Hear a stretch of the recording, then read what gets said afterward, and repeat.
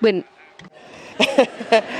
As those of you who follow me know, my children also perform and dance, and I will be seeing my younger daughter next week dance, and I have a high appreciation. Music is universal, and dance as well. So please, another round of applause for them. They're amazing.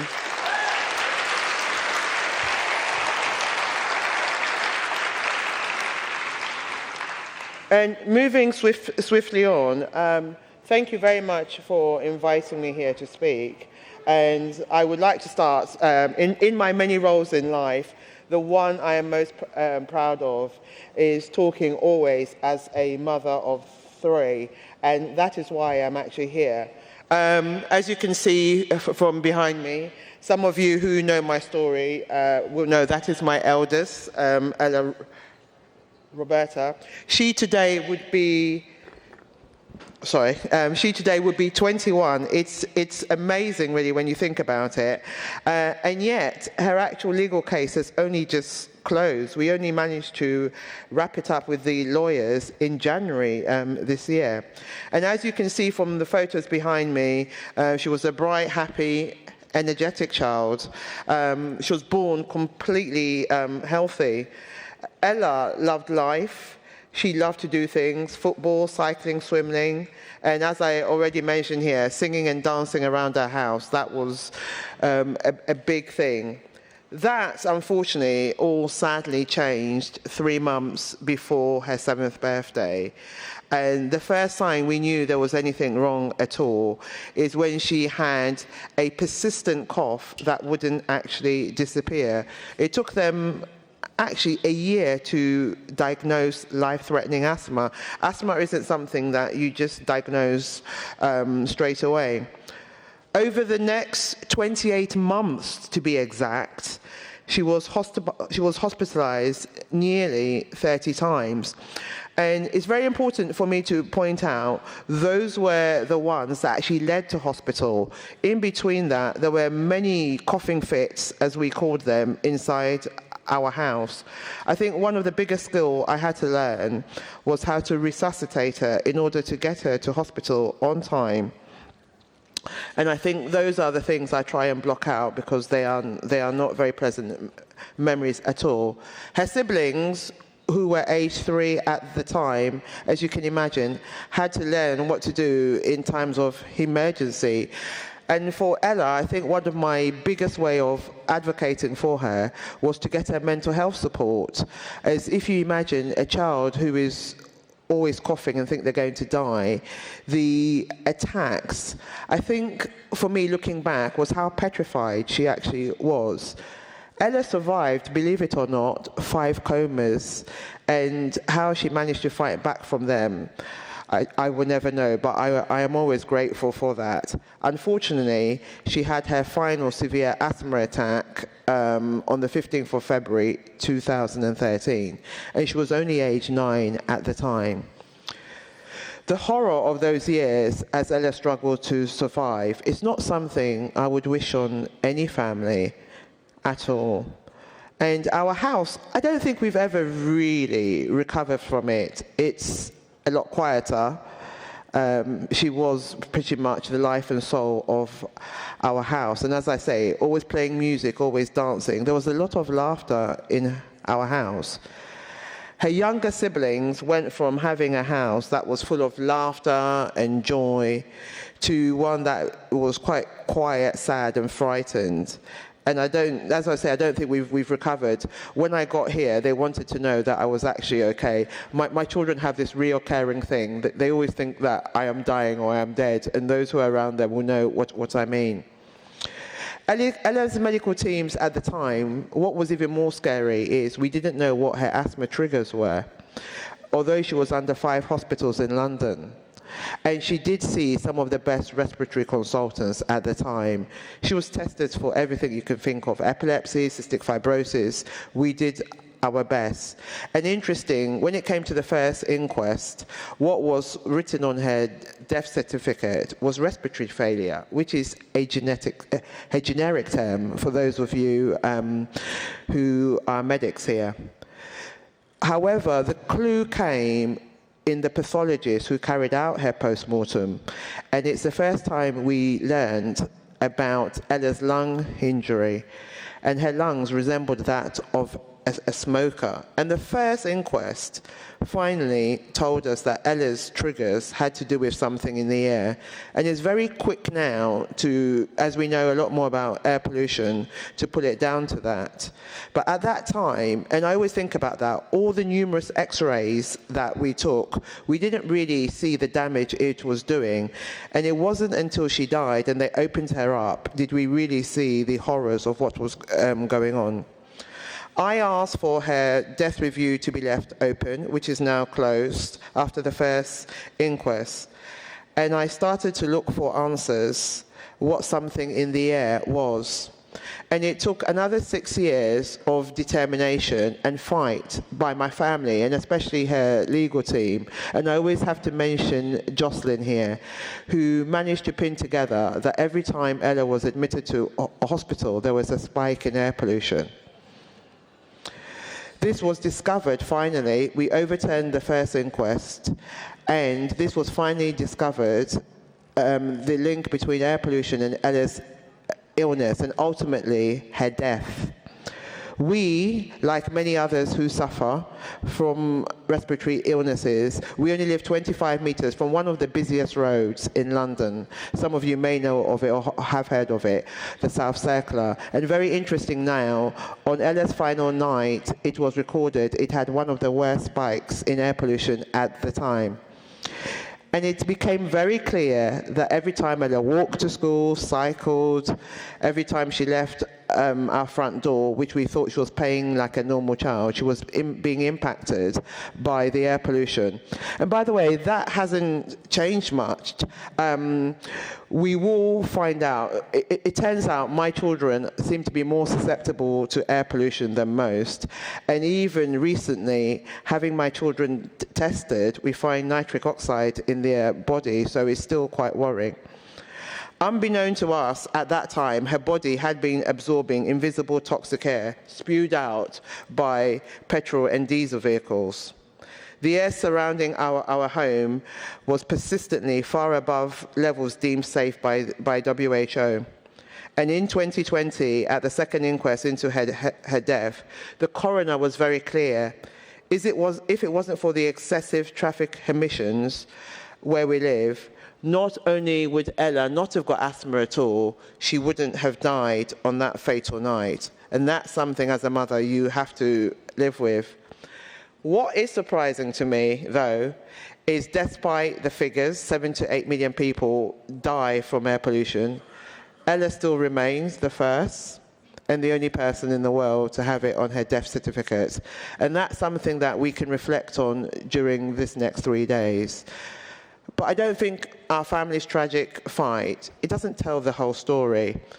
There are many more families like us who have lost someone, lost children because of air pollution. And recently in the UK, a child mortality report, in the last 4 years, 54 children have died from asthma and anaphylaxis due to air pollution. We know that millions of people across the world are dying from air pollution every year. In the UK, what we call a developed country, children continue to die. I think it's one of the, I think it's the most reasons why children don't go to school in the UK due to asthma. And if you're black or brown like me, then you're more likely to live in areas of high air pollution. I was visiting a school on the day the ULAZE, the actual ULAZE is a clean air zone in London. And one of the children actually asked me, why is Ella the only person to have died? And I basically explained that many more have, it's just not recognized. I have asked myself that question, by the way, why is my daughter the only person? It's a good question, isn't it?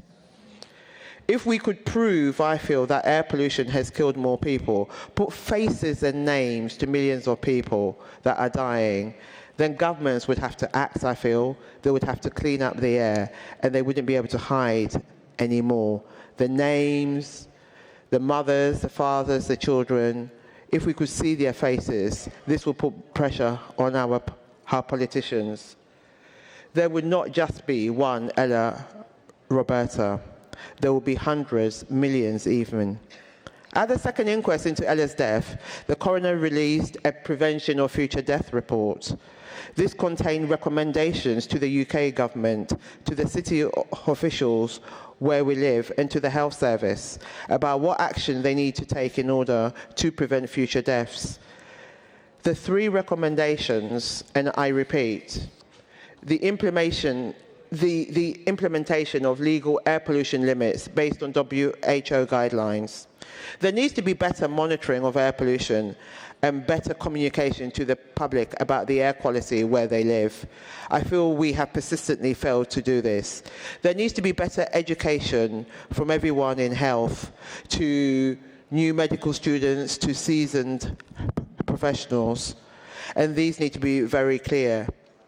My goal remains the same. It hasn't changed. It is to stop other children from suffering like she did. And I think it's worth pointing out, Ella's barrister, or her KC, he equated Ella's injuries similar to Article 3, that is torture. And I think I was quite surprised when I actually heard him say that. But he wanted to make the case of how badly she had suffered. We must remember, every time you have an asthma attack, the lining of the lungs, what actually happens to them. Every day, I live with the knowledge that things could have been different for Ella and my family. If Ella's doctors had known what was making her so sick, things could have been different. We were incredibly desperate to do anything to help her, and all we probably needed to do was move. But sometimes I think maybe her lungs were already too bad. What troubles me most during my darkest hours is that back then, the government, as the inquest showed, at all levels were aware of this deadly impact of air pollution was having on public health. They knew, and yet they kept this to themselves. Now, there is no excuse. We are in 2025. There's about 68,000 academic studies on the effects of air pollution in human health. The science, the facts couldn't be clearer. It's been 12 years since Ella died. Ella's story, her suffering, her death, has shown us that air pollution is very real. She is one person that represents so many, but it's also affecting millions of families, marginalized communities, and poor people around the world. Every single day, we are breathing in toxic air, and it's causing us to get sick, very sick indeed. And it's causing us lots of heartache and the people we love. I think there's about 500,000 children before the age of 5 who die because of air pollution. This needs to come to an end. As we gather here for the next few days, let us remember that and use that as a driver for change. Health is the most important thing, as Ella and I used to say, and once you lose it, you can never get it back. We owe it to Ella's and all the children of this world. Thank you so much for listening.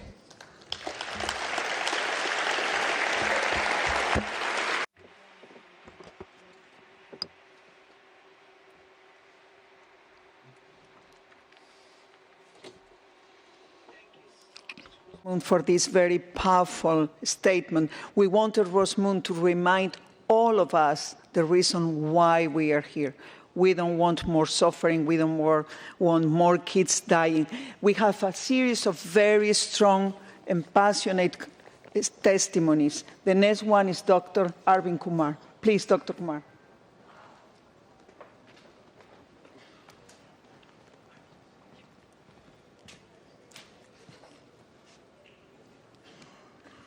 How do you change it?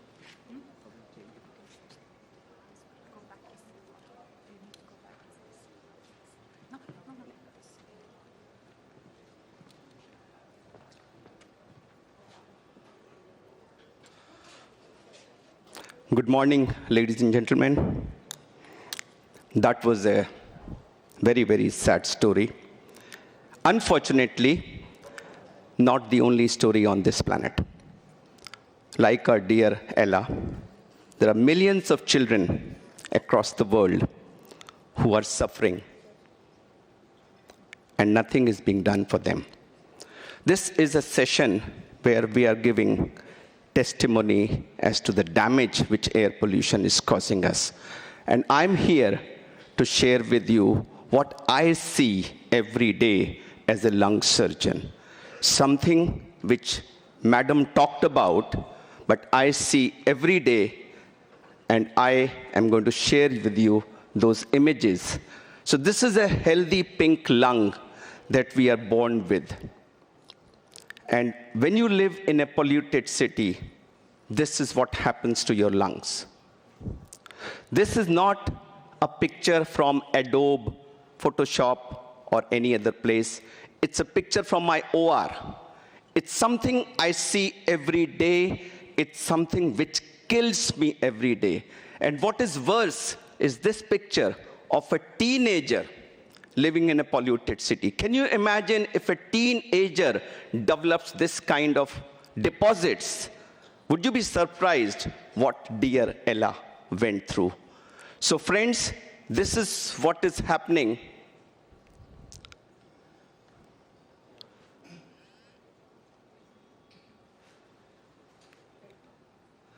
So this picture is an undeniable testimony to the damage which air pollution is causing. Oftentimes it is asked, give us the evidence, give us the evidence. Well, here is the evidence. Can there be more grotesque evidence of what is happening? The way air pollution is killing us, damaging our organs. And when you have this kind of deposits on your lungs, the effects go far and wide. And what I'm going to share with you is as tragic as the story told by ma'am before me. This is a 26-year-old girl who walks into my clinic, brought by her father. He was about to get her married, and she developed a lump in the neck. And I asked for a needle biopsy, and the biopsy report comes as squamous cancer. So what was my first response? Oh, this must be a lab error. How can a 26-year-old girl have it? So I ordered a repeat test. Lo and behold, the test came as squamous cancer again. And they said it's possibly from lungs. I ordered a PET scan only to find that she has a metastatic lung cancer. The only risk factor she had was that she breathed air. She was living in a very, very polluted area. Can you imagine the agony of a 26-year-old girl's father who was about to get her married, but finds that she's suffering from lung cancer and she was dead in less than 1 year? This forced me to look at my lung cancer data to find out what is happening overall.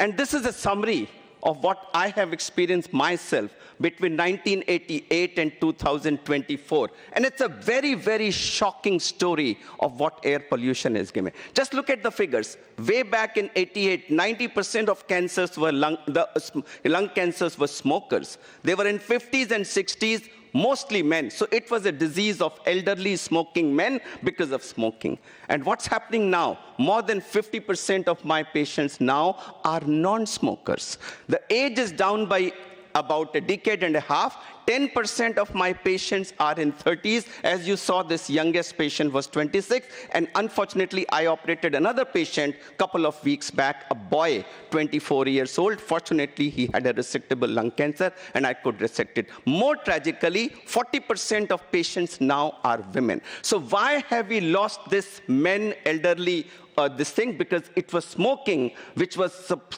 confined to men. Now it's polluted air, which has taken away the difference between men and women and difference between smokers and non-smokers. And since the exposure is starting at birth, and that's why we are seeing these cases in younger and younger age. It is often said that this starts affecting us when we are adults. No, there is evidence now that the pollution starts affecting us even when we are in mother's womb. When the mother inhales the toxic air. The toxins go into her blood. Through the placenta, they start affecting the fetus. So congenital defects, IUGR, IUD, premature birth, whole lot of problems are occurring. And when you take birth after that, the air that you breathe the first time, that air is no different. It's the same toxic air which is there.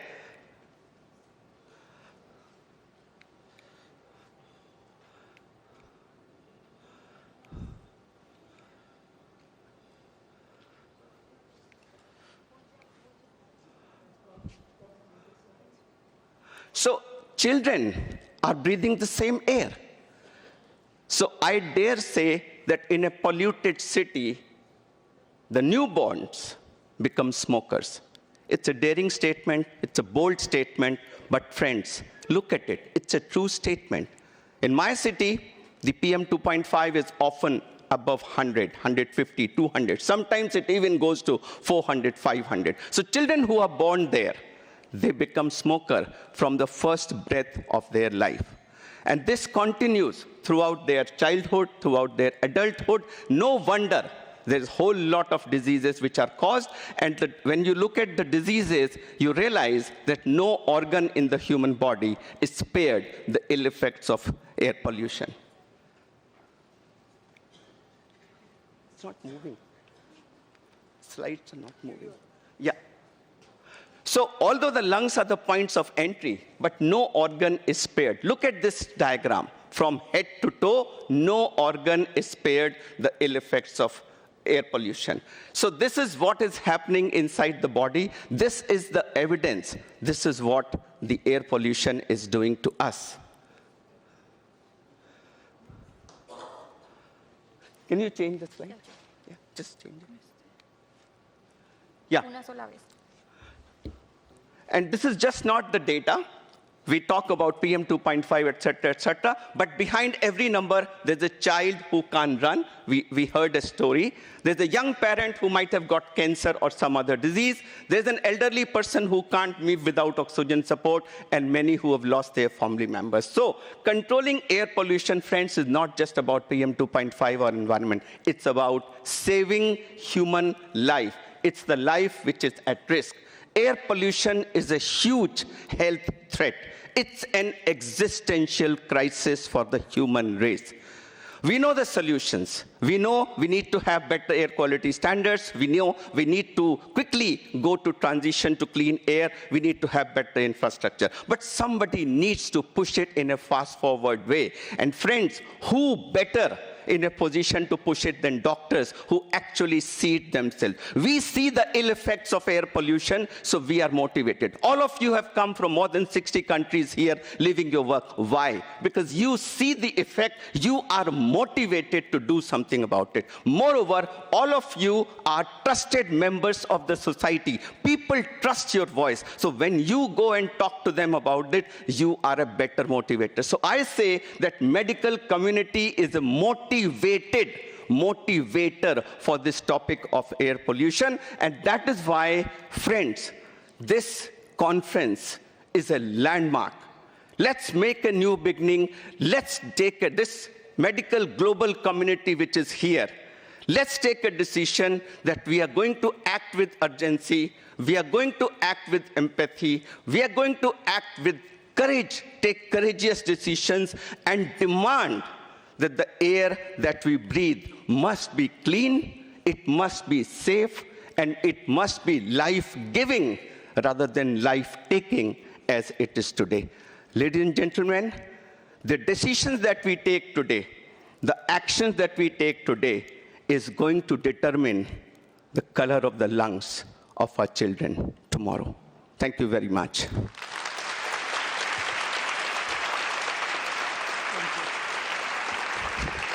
Thank you very much, Dr. Kumar. Yet another very powerful intervention and testimony. We have the next one is Fanny Kairu, coordinating body of indigenous organization of the Amazon Basin. Is she here? Oh, here she is.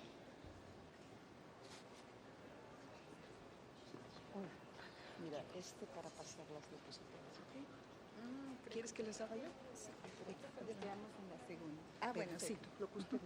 Yeah.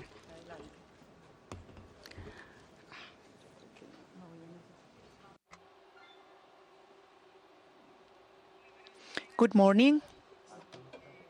Thank you for the World Health Organization for inviting us to provide testimony about what's going on in our great Amazon region.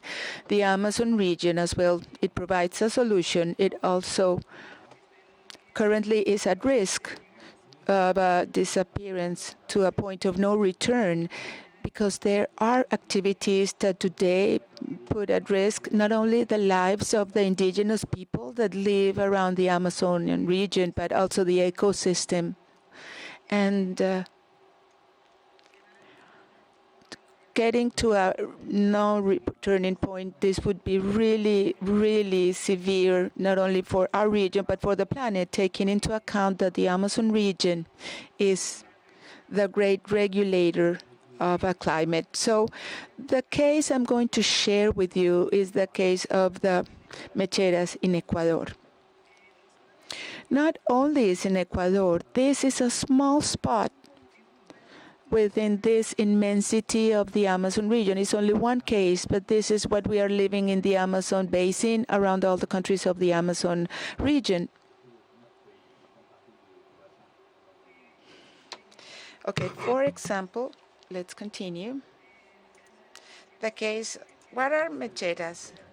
Which is the waste burning of extractivism of hydrocarbons almost around all the Amazon region in Ecuador. In the Equatorian place, we have 486 lighters already active, these lighters. And this situation comes from 1965, and every year the situation gets critical, and it's putting at risk the life of all the indigenous people that are inhabitants of this Amazon region. Especially 72% of the affected people are women.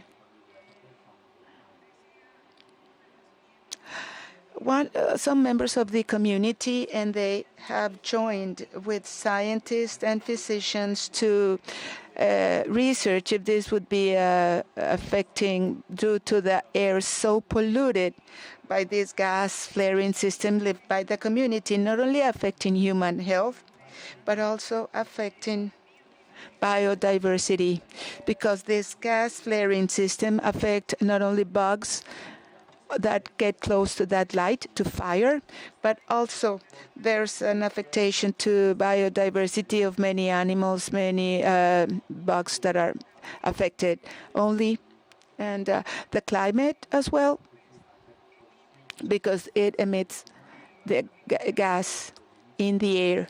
And here, I want to share with you what my grandfather did. I did not understand what my grandfather did at that time, but when I was a child and there was an epidemic such as tosferine, smallpox, my grandfather always took out us from the community and got to the forest, to the jungle. I did not understand why, but as well as air is life, also is death. It brings death. So it turns out that my grandfather took us to the jungle. Why? To the forest, to be like in a shelter and protected, that for that air, polluted air, prevented us to have a fire because this attracted, and it becomes in air that brings epidemics and that can affect us. So this situation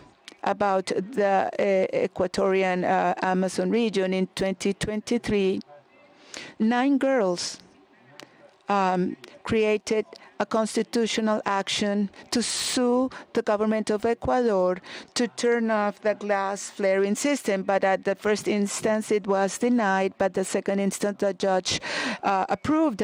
And in that sentence, it was ordered to turn off that gas flaring system in the Amazon region.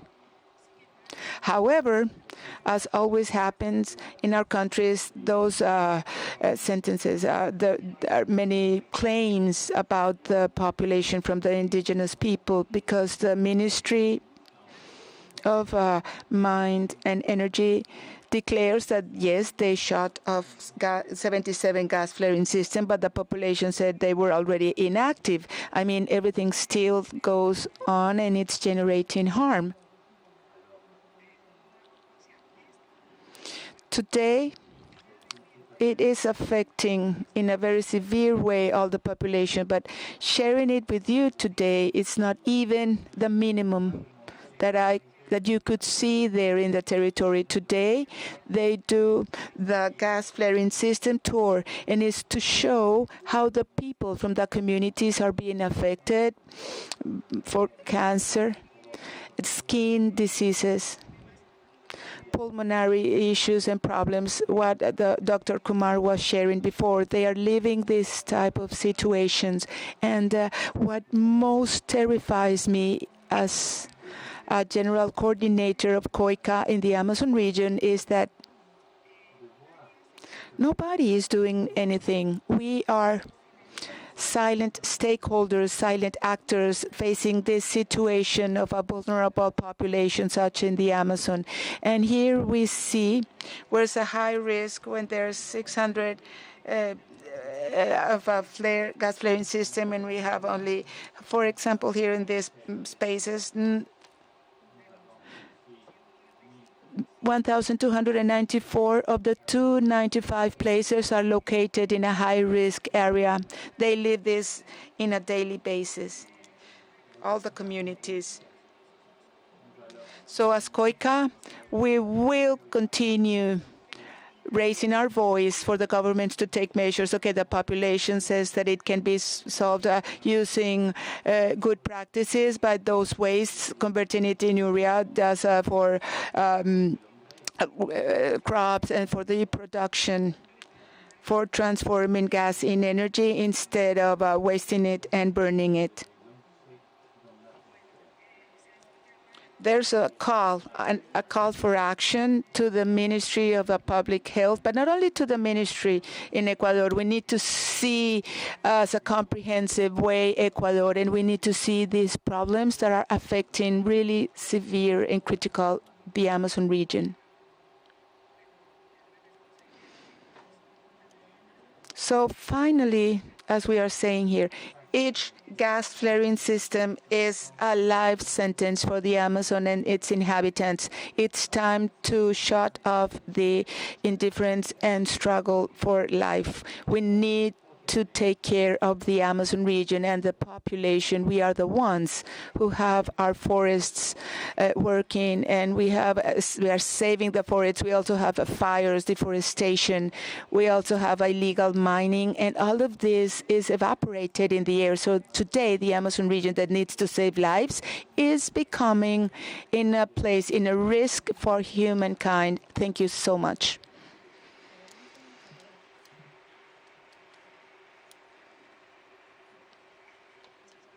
Thank you so much, Cuida. An important testimony from a vulnerable population. Let's see what the young people has to say. So I'm inviting Elvis Endikun, President Global Youth Strategy on Air Pollution and Climate. Elvis, please.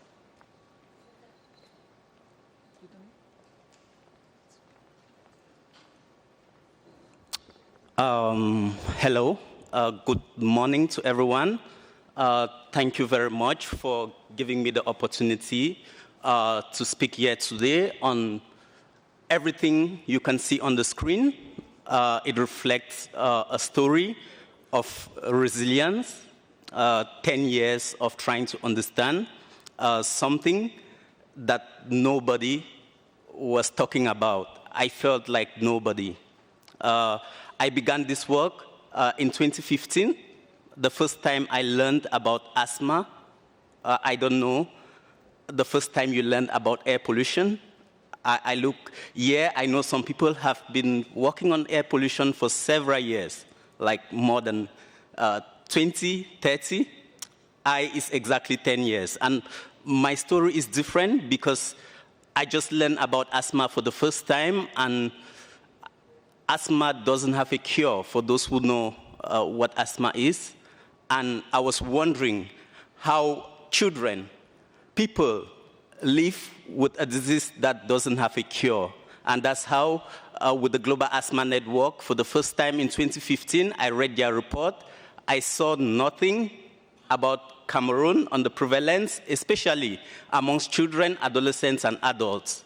That's what pushed me to start conducting research, and I was accepted as principal investigator with the Global Asthma Network in 2015. It is a story of resilience, which comes with so much of challenge in an area where nobody was speaking. Nobody cares about knowing the figures of the number of people suffering. With the Global Asthma Network, we were able to get this evidence. If you see the pictures, this is not where it started. It started with some work from 2015 to 2022, where we got the Global Asthma Report in 2022, and it was showing the prevalence of asthma in Cameroon for the first time amongst children, 6-7 years, being 1.8%, amongst adolescents, 5.3%, and amongst adults, 3.0%. This is the evidence. You ask yourself the question, why is the prevalence very high amongst the adolescents? This is where we have sometimes the case of Ella, where nobody was speaking, and there are so many of them. And each time when I stand on a stage like this, I want us to be responsible and always have like a minute of silence for those who are dying, because I feel people are not just wanting to be responsible because the figures are there. I wouldn't want to repeat 7 million because it's an estimate, but I feel it's more from the evidence, because when I look at just the prevalence of asthma, the gap between children and adolescents, I see how much pollution they inhale as they grow up from childhood. And they live with this till they go to adulthood. And the good thing is that I wasn't silent. I was able to conduct this very difficult study, which I worked in 49 schools. So nobody in Cameroon has visited 49 schools. So when I talk about 49 schools, it's going to 49 schools at least once. These schools are in the Funzi, if you know Yaoundé, in the Funzi department, where I work with children in primary school, 27 schools, and secondary schools, 22. And this makes it 49, and we got the data, which was very significant and shows the prevalence. You have to understand that the work we do today, if you sit here, you can't speak without evidence. You need to be able to tell people, if air pollution is dangerous, where is the evidence? There are some people who don't know about this, and it's not their fault. We are not doing a blame game. We are doing a reality game where you might either know the problem or you don't know actually. And this is the situation where governments are.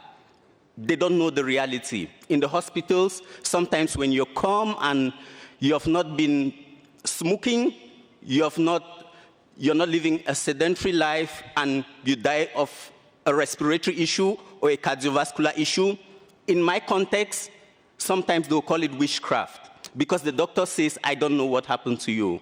I don't see any evidence that you were killed by any of the things that I thought you died of. And the simple truth is that air pollution is responsible for this, even if we like or not.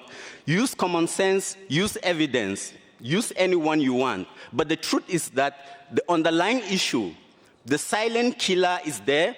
And when we started raising voices with the Global Action Plan in 2022, using this evidence, with the Freedom to Breathe campaign, the children were very vocal. I speak today their voices, not my voice, because I work with the asthmatic children. They are like my friends.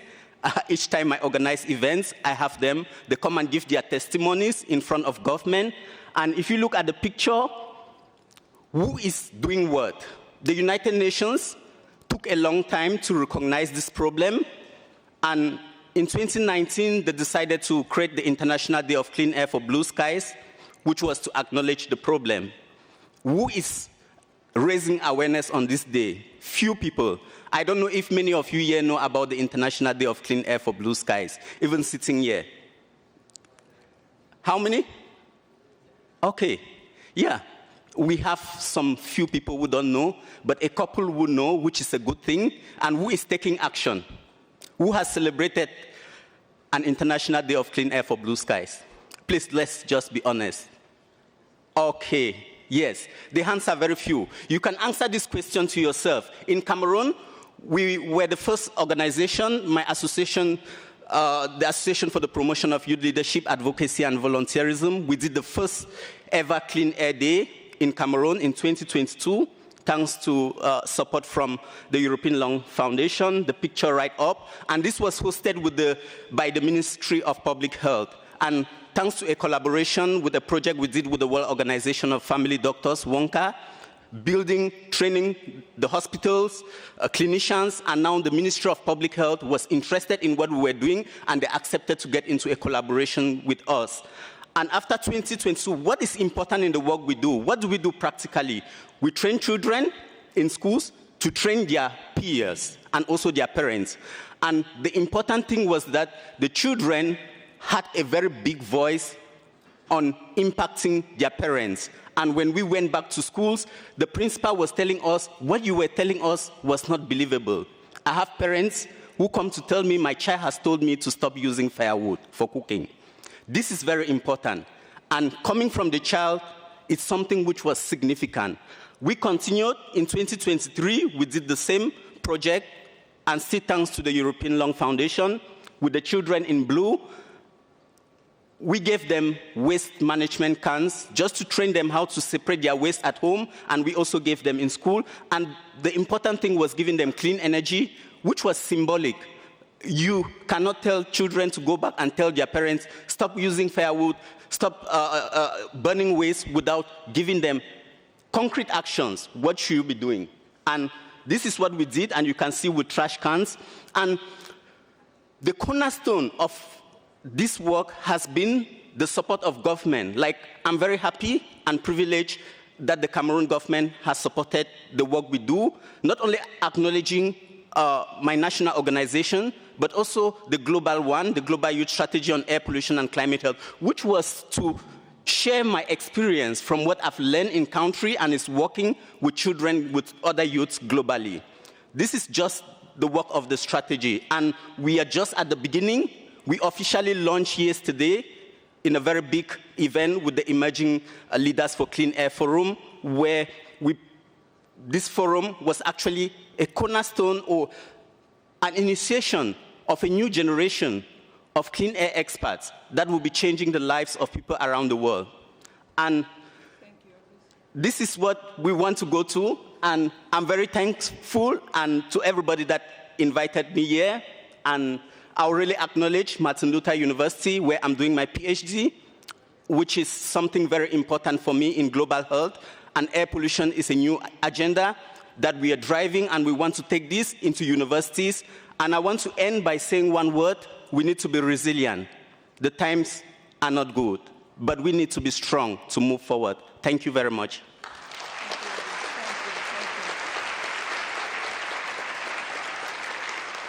I feel horrible to be behind and putting pressure. Times is up, and I need to Swadhisong control a little bit here. The next testimony is coming from Chennai in India. He's a lovely person that we all appreciate and respect very much. Dr. Kalpana Balakrishna, Professor and Director of the WHO Collaborating Center, Ramachandra Institute of Higher Education and Research. Kalpana. Thank you.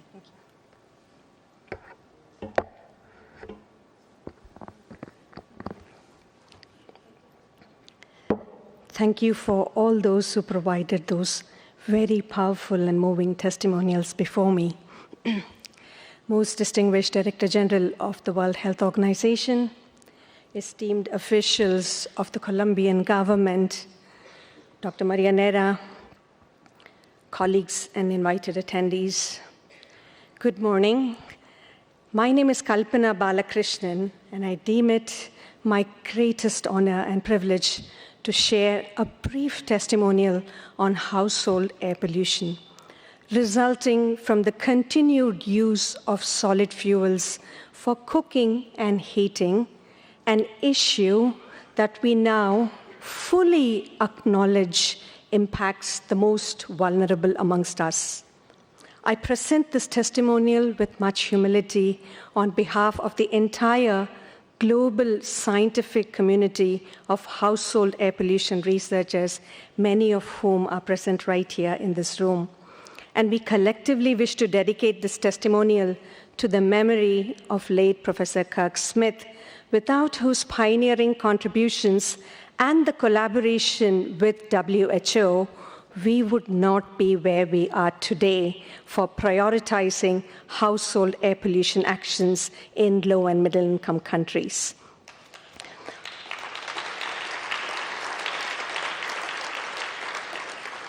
Over the last 30 years that this evidence for action on household air pollution has been accumulating, we have grown from monitoring just a few hundred rural women to making tens and thousands of measurements across all WHO regions and for populations in the remotest of villages to be able to confidently build a global household air pollution model, even in the absence of a regulatory framework that requires us to make these measurements.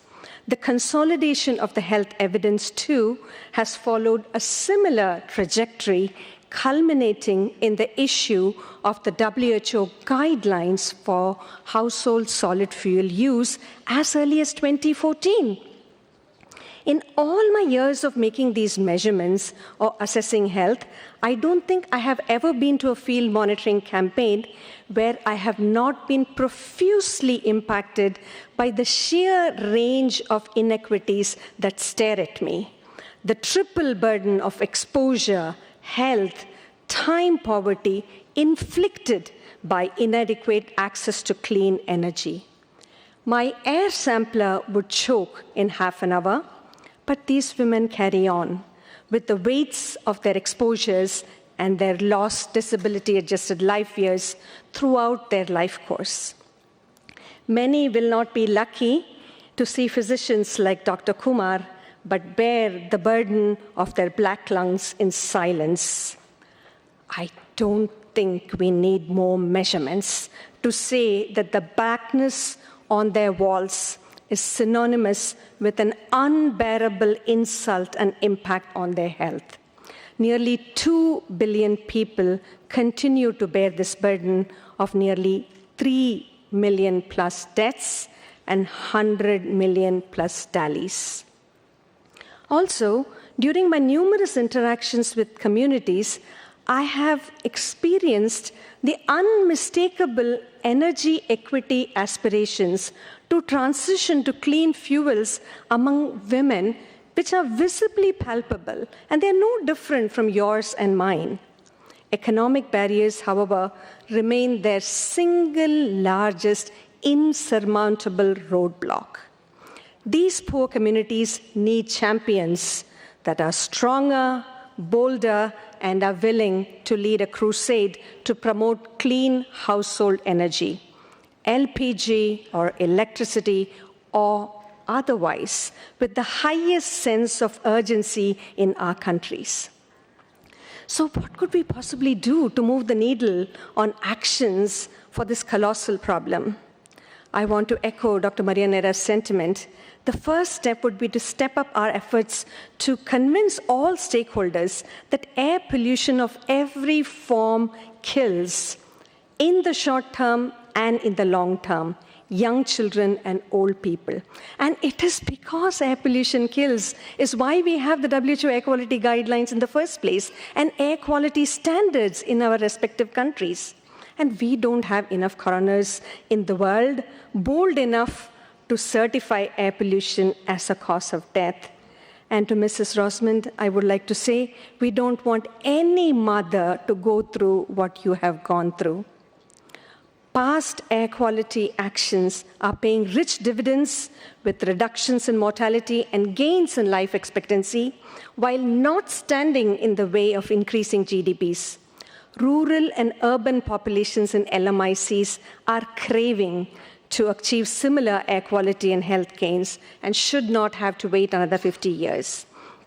Any intervention that can provide gains in exposure at scale needs to be implemented now. The second would be to acknowledge the sheer seamlessness of ambient and household air pollution exposures in low and middle income countries. Emissions from residential solid cook fuel sector dominate as the single largest source for ambient PM 2.5 and black carbon in every airshed that has been mapped in LMICs. But yet, actions on the household sector are seldom accorded the highest priority within national clean air programs. It is, of course, important to get our cities clean, but can just city-centric initiatives achieve the required air quality transformation in low and middle income countries without addressing household air pollution in the same breath? The third would be to identify the easiest path for transitioning to clean household energy in individual countries and push the buttons necessary to get that fully implemented. A shining example of such an initiative is the Pradhan Mantri Ujjwala Yojana program in India that has provided access and subsidies for LPG as a cook fuel to more than 80 million new households in a span of less than 10 years. Recent large-scale field studies have also shown that it is possible to implement an LPG intervention in highly varied, resource-poor environments in several continents if you remove the economic barrier and achieve health-relevant exposure reductions. In such an instance, may I ask, aren't we being unethical in requiring additional evidence from randomized controlled trials for household air pollution as a prerequisite for transitions to clean fuels when there has been no such precedence for ambient air quality actions targeted at any sector anywhere in the world? The last and the most persuasive, I think, is the energy equity argument. There is a real danger for poor populations relying on solid fuels to be pushed into greater climate vulnerability by stipulations to leapfrog to renewables, ironically, by those of us who have consumed more than half of the carbon budget on the trajectory to net zero by 2050. Global climate investments shying away from promoting near-term transitions from solid cook fuels to LPG or electricity, a transition we now understand quite well is not climate damaging, could leave millions across developing countries in the dark shadow of an unjust transition. Fossil fuel non-proliferation treaties should include considerations that do not limit the poor to shift to clean household energy in alternatives. So in conclusion, I would like to say that in LMICs, an air pollution discourse without actions on household air pollution would amount to utter disregard for health and energy equity. We request WHO for their continued phenomenal stewardship to take household air pollution to the top of the global agenda for air pollution actions. WHO has already convened this orchestra of stakeholders, researchers, the youth, citizens, physicians, regulators, governmental heads. The notes for the band have been scripted by the science that WHO has led. Now, all we have to do is just play the symphony. Clean air, affordable energy, and health equity over and over and over again till every child, woman, and man can breathe free. And we can't afford to get tired of this music. As Professor Kirk Smith would say, making a difference to our future should not be a matter of choice. Thank you, WHO. Thank you, Dr. Marianera, for this extraordinary opportunity to share my testimonial with this august audience. And thank you, if I may just take 10 seconds, I do want to call out names who have undertaken path-breaking initiatives to make this testimonial possible.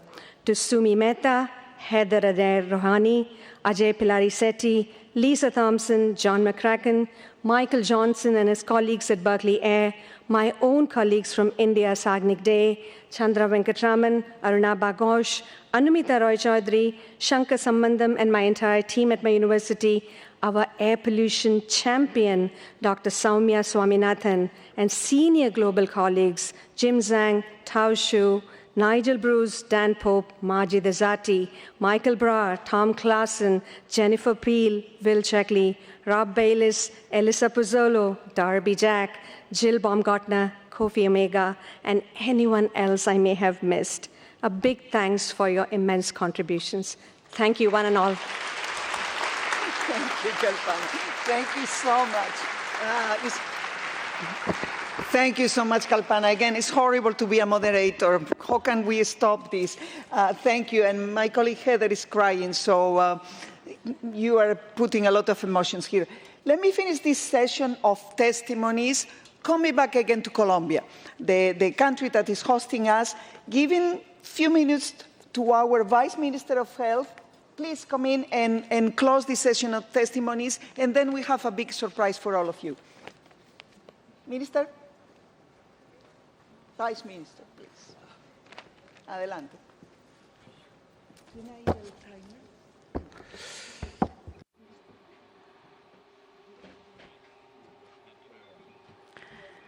Rasman, Dr. Rabin, Danielbis, Dr. Kalpana, thank you so much for sharing all these life experiences. And I want to ask for the auditorium a big round of applause for all these communities represented that are fighting in the world for life, for health.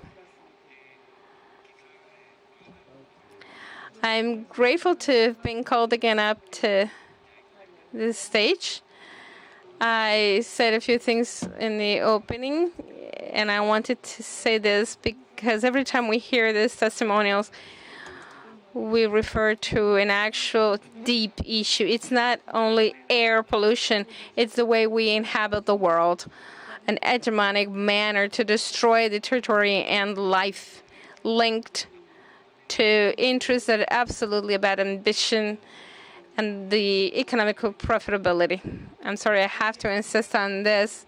Yes, there will always be a lack of evidence, but as you were able to hear, we have thousands, we have megabytes of information about scientific evidence supporting this situation. However, where the heart of the power is in the business, and in the business, there is not even one modification. On the contrary, and I must reiterate here, because in these scenarios, we cannot be silent or just tackle one topic without a context. This organization, which gathers us today, the WHO, and all of its construction for more than 60, 70 years, is in danger. And we have to say it. The architecture that can guarantee the multilateral exchange, that guarantees organized social organizations, the civil society, the academia, to attend with respect to human rights and freedoms, is sadly in danger. And we must raise our voices based on the deep conviction of life and human rights, what human dignity means, the painful learning of humanity after WW2, so that these references that don't resolve everything, because we're not going to lie to ourselves, these are still weak organizations and architectures, but still they have been pivot and support to advance with these processes. They need to be protected and safeguarded. We cannot quit to dialogue. We cannot quit to the possibility of finding ourselves as societies in the world, societies on the globe, to defend life. What I've seen in every case, from a situation such as Ella Roberta that we brought that story into our hearts, but also hundreds and thousands of cases, or the hope of people and indigenous people organizing themselves and our youngsters. That's a true capital. But that's a capital that need to talk about this issue with all the dimensions of the planet, because there's a threat for this possibility to get together and achieve transformations that are more and more urgent. And it's not about generating any unnecessary alarm. But when I was hearing these testimonies, I was understanding how our president, Gustavo Petro, at the UN meeting was talking about the situation frontally, the economic narrative and the power narrative opposes to it. In our country, trying the coal producers and the oil producers to pay taxes. The very Constitutional Court declared the charging of those taxes impossible. In our country, for instance, by saying that we have to eliminate fracking, that's not even addressed at the Congress. And yesterday we heard that's the same thing happening in other countries. So it seems as though some very powerful minorities, the enemies of life, may not be very much aware, but in love of death are taking our planet into a very complex situation. Now, this shouldn't bring in us depression or sadness, but to rather see that this isn't an abstract issue, that we need to bring the problem out to the surface. There's a core issue in terms of the survival of humanity and its values that we are talking about air pollution today. But in that external geography that could be rural, where we find wood being burned and the desire of transformation from fossil fuels, or in the cities where we have development plans that are also organized around business and not water, that's where we find some logics that are showing that inequality, that inequity would tend to raise up again, to consolidate. And our fight should be to democratically transform and face in a peaceful manner the kind of paradigms that seem to come up again into the universe. We need to help and support WHO, PAHO, all the agencies and the organizations of the civil society. We need to believe, we need to strengthen the academic exercise, but we need to cross-link this strength of social organizations of the whole civil society, women, communities, to fight together for the defense of the territory and life.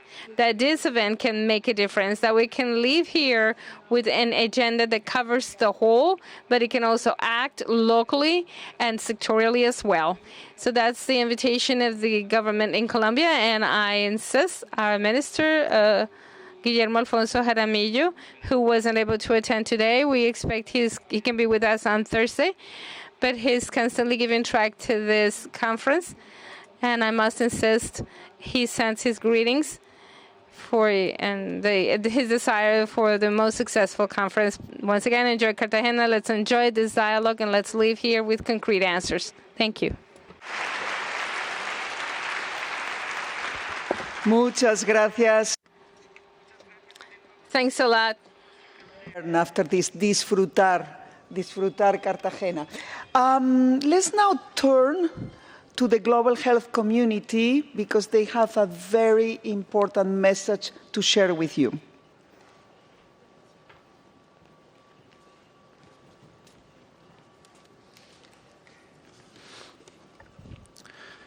I am Angelo Moreno, a young doctor from Ecuador and the president of the International Federation of Medical Students Associations, a global network of over 1.5 million future health professionals, united across more than 120 countries. I am Sofia Lazo, a medical student from Colombia and member of Youth Climate and Health Network from Global Climate and Health Alliance.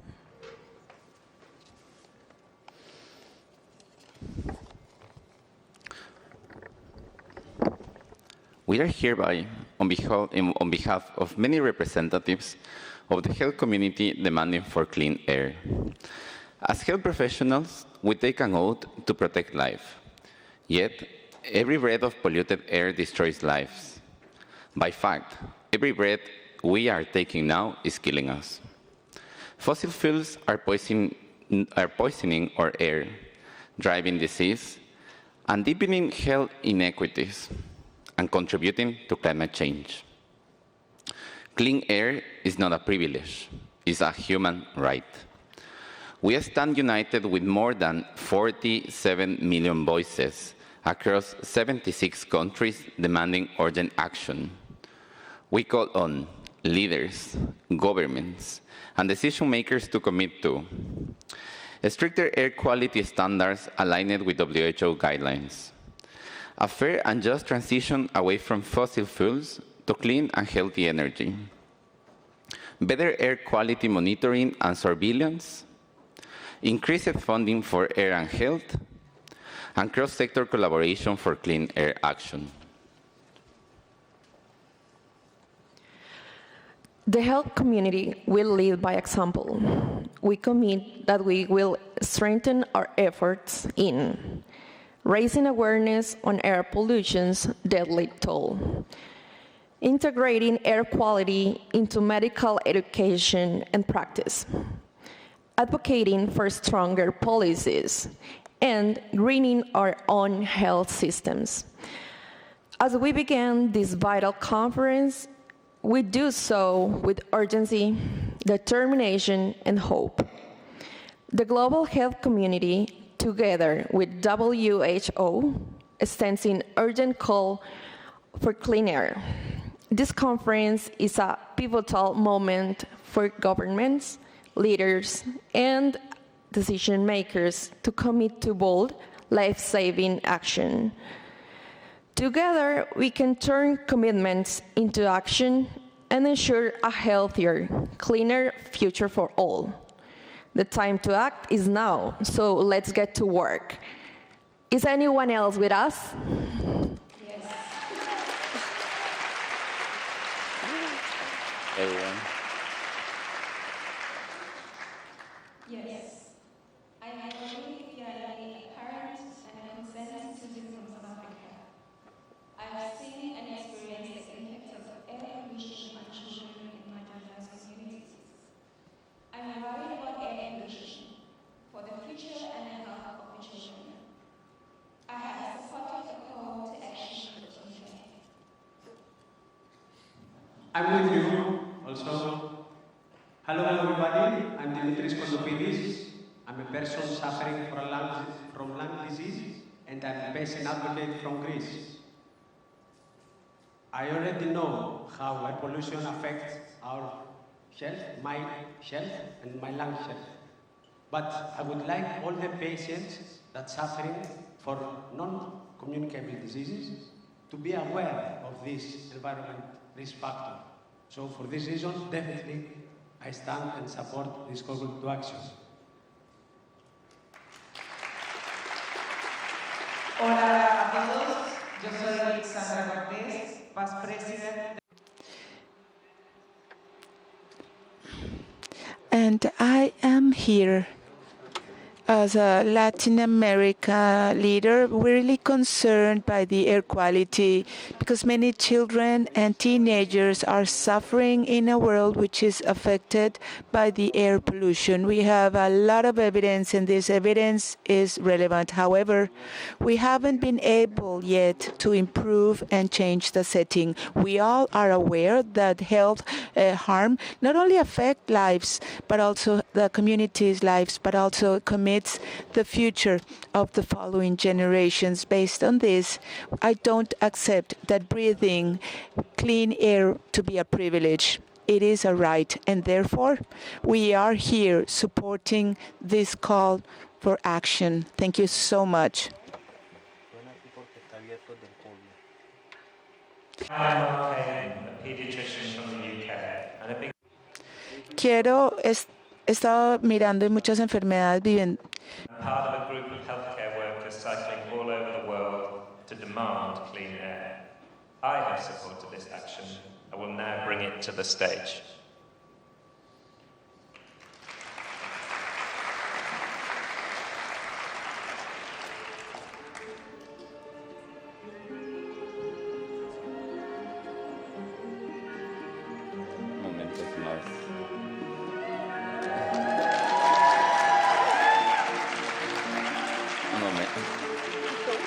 más ZZZ de mi vida. En marzo vino en una bicicleta trayendo el maletín.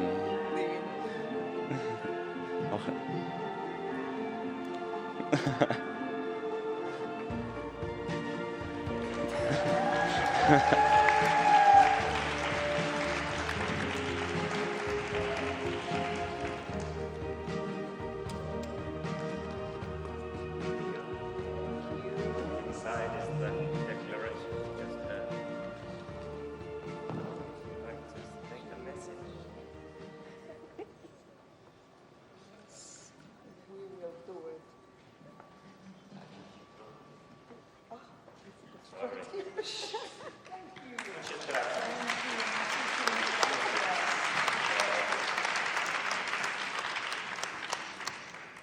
This is a very historic and unprecedented show of unity.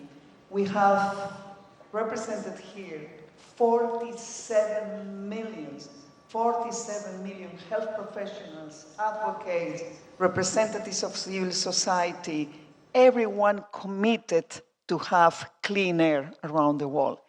This is a huge task, but it's my honor to accept it. And on behalf of the World Health Organization, as one of the chair organizing this conference, I commit to make sure that I will take it and make sure that everybody heard this message. No excuses. I will bring it to policymakers, to ministers of health, to the assembly, whoever will take.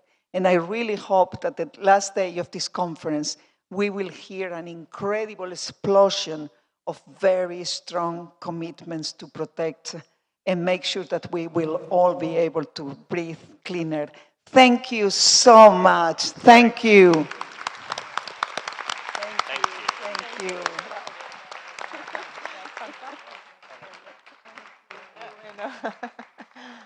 Thank you so much. Come on, stand and applaud these guys. I didn't follow. Yes, yes.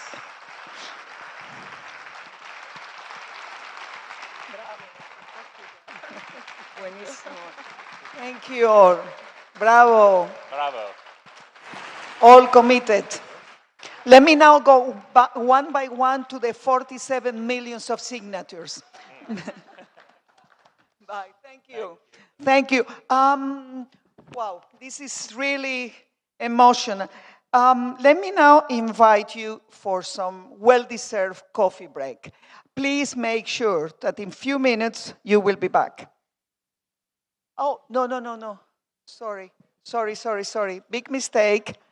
This is done on purpose. I did it to make sure that I will have your attention. Sit down again. No way. You are not going anywhere. You need to deserve that coffee that will be served. Thank you, Heather, for reminding me that we still have one presentation. Don't get bored. We will try, Heather, Adai Rohani, and myself, we will try to make you and walk you through setting the scene on the work at the WHO and partners, how we are framing the whole thing about air pollution and health. You have the best specialists around the world here with us. This is the intention. Our intention is just to frame a little bit the work we are trying to do, how we structure it. Can I have the first slide, please? Coffee can't wait. Come on.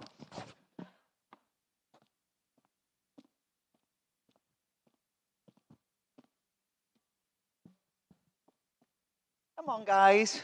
It worked for others. It's not working for me or what?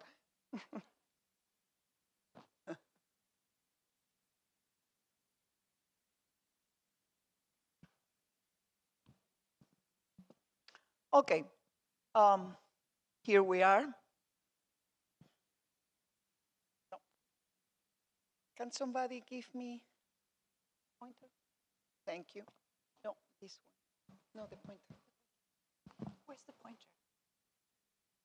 Again, all of this is to make sure that you are awake and you are interested, and it's a tactic to maintain you interested. Thank you so much, Marie. Okay. Good.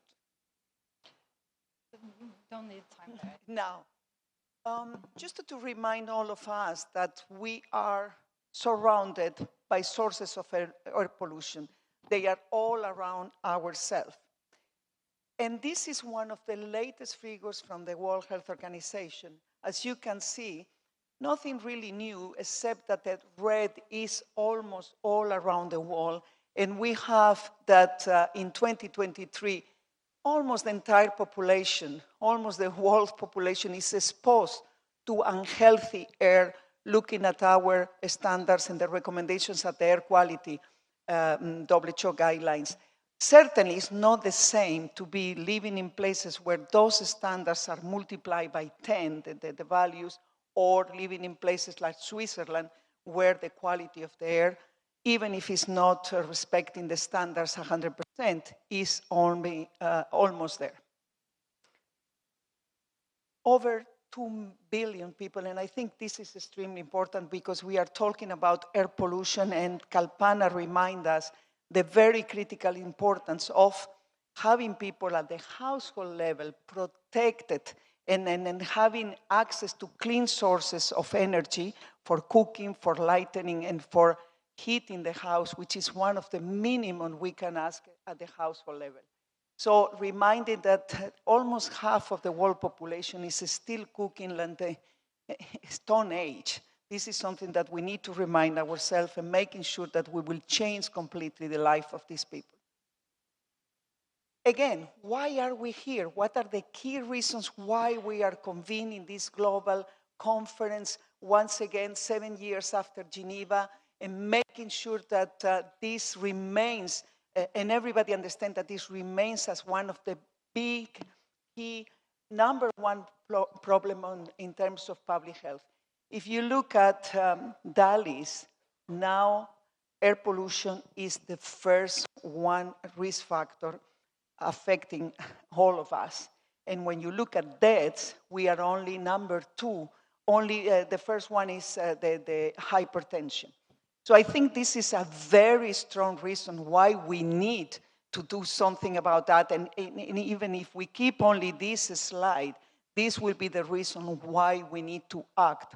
We cannot afford any longer to have air pollution as the first risk factor for our health. So if it's not our mandate as the global health community, when you have the first risk factor represented by air pollution, what else?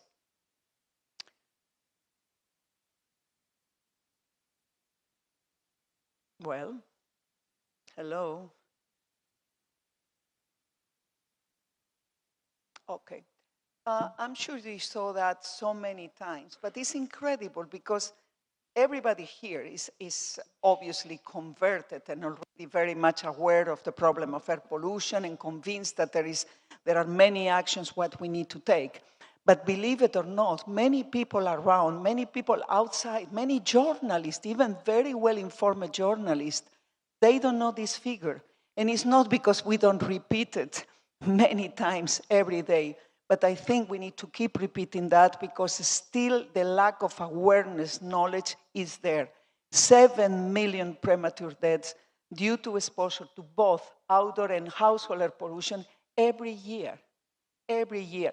I hope that after this conference, this level of awareness and knowledge about these terrible figures will be better understood.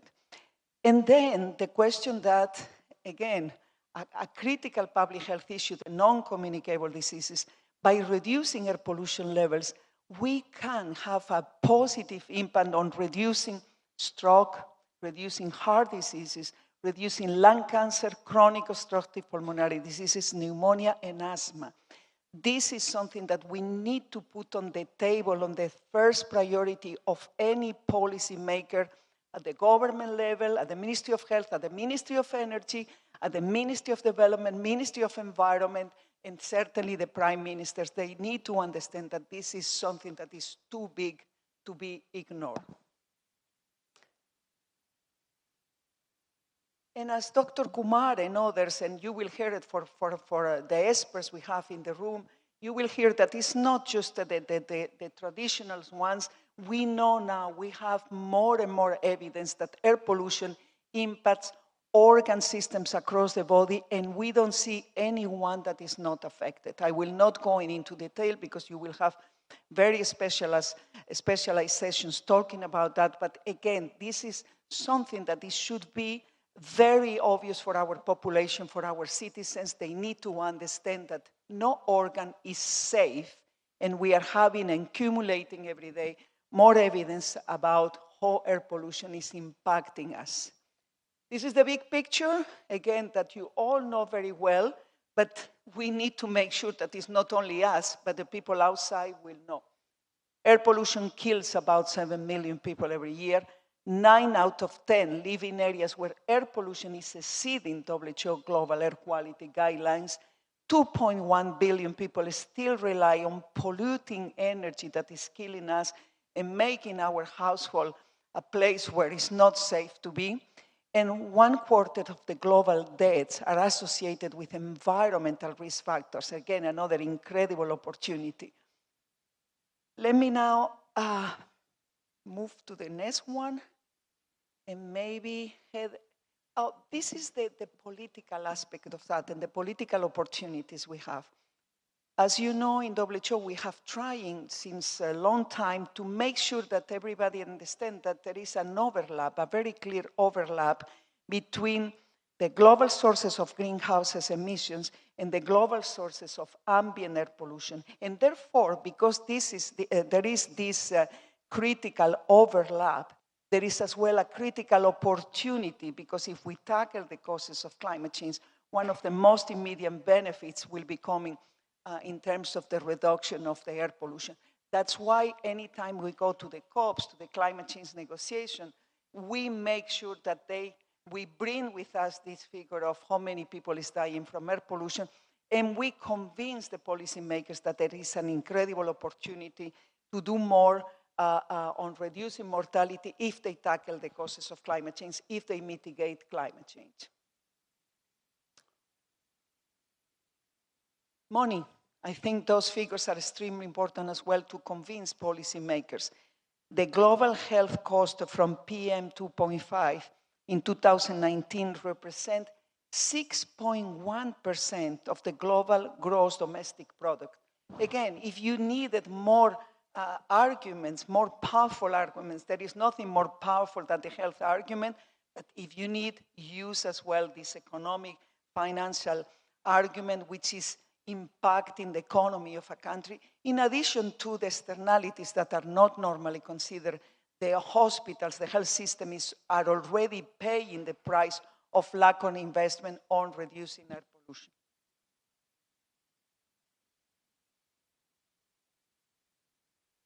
Air pollution is linked to non-communicable diseases. Everybody recognizes that non-communicable diseases are one of the critical #1 priority in terms of global health.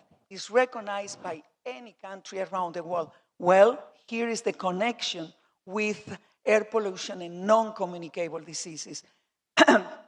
Those are the ones that we know: unhealthy diet, tobacco use, harmful use of alcohol, physical inactivity.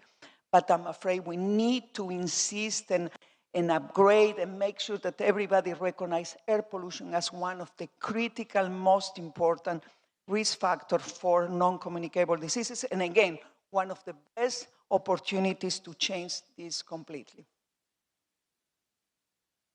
So, what is the global health community doing? What is WHO and partners? What is the health sector response? And I think Heather can give us some answers to that. Heather, over to you. Thank you so much, Maria. Indeed. So I have the pleasure of telling you how we at WHO are really gathering and working to really create that journey, support the health sector on their path, on their travel to clean air. Let me grab that. There we go. Perfect. First, let's talk about where and when this journey starts. WHO put the first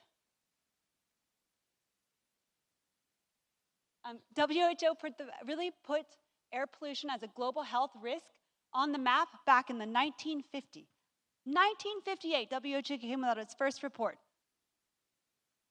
Okay. And since then, we've been really working and really elevating and making sure that air pollution remains on the global map as a key risk factor, and making sure that the health sector is there to support it. So we're serving as a little bit of a travel agency for the health sector and how we get to that clean air for all. First, we help the health sector understand where they're starting at. We provide them with the evidence to help them understand and map out their journey forward. We give them the tools. We give them that map to get there. And then we really use them as navigators for the health community, but navigators for the global community, for those people working in different sectors. Our first thing that we do at WHO to support countries, cities, and other organizations, etc., to achieve that journey to clean air is look at the environmental health pathway. We can all start in different ways and different places. We can start looking at these sources of emission. We can start looking at these concentrations and lowering them. We look at where we can really reduce exposure and how that can all drive eventually to sectoral solutions that clean the air so that we can really get that upstream action that we need to really ensure clean air for the long haul, for the long journey. So how do we do that? First, we need a bit of a roadmap. We need a little bit of guidance, and we need to know where those pit stops are on the way. So WHO has produced a number of air quality guidelines starting back in 1987. These guidelines are a culmination of the science from a variety of experts from around the world.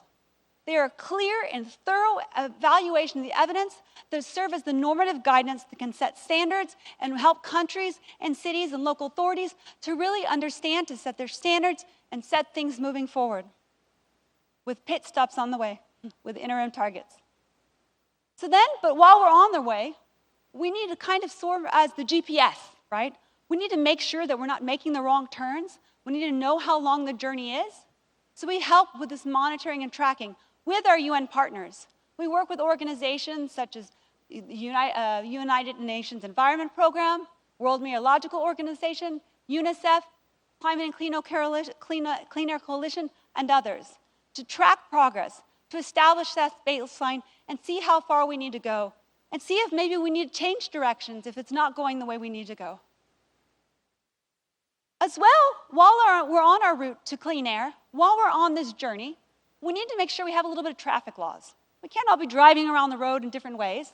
So we are using these guidelines to help inform air quality standard setting in cities, in countries.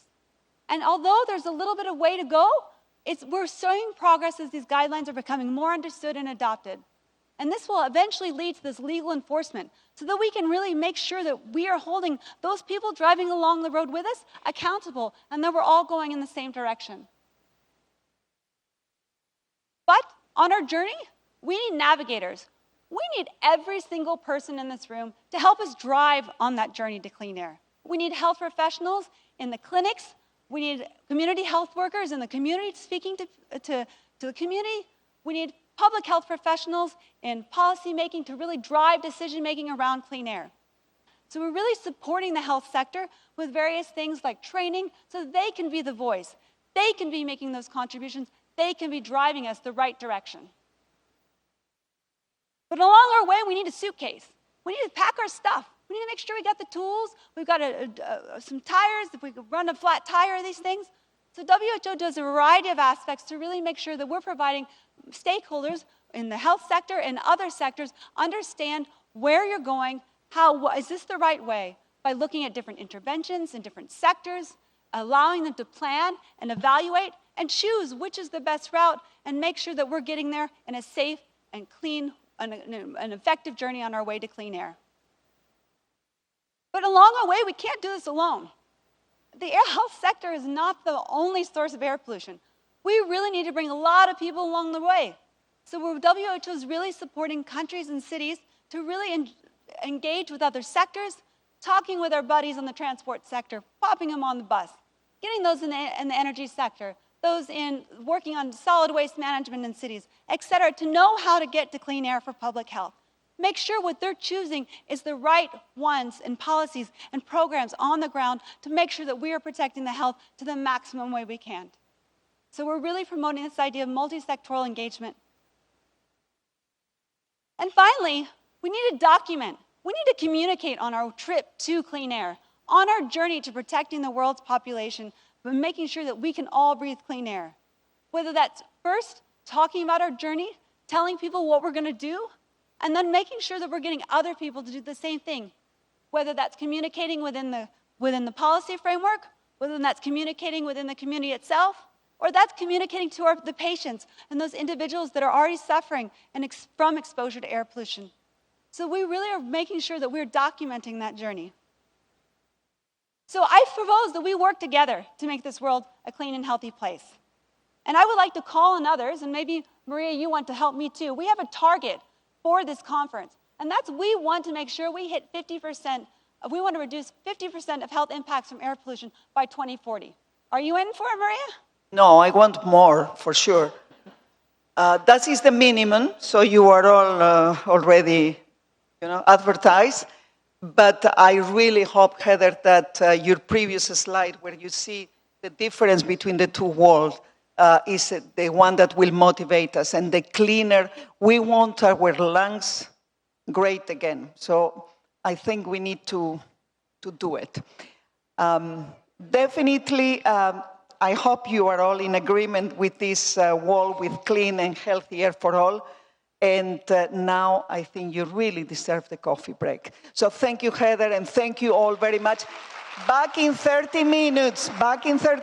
We are very late with the program. I'm so sorry about that. Please have your coffee or your tea or your nice juice and something that they will serve. Thank you very much.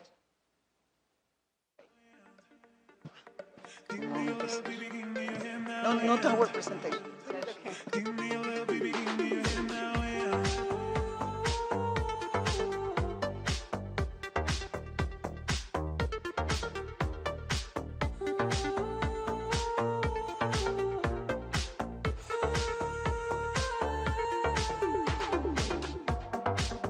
You saw me back and I felt look, this won't be shy.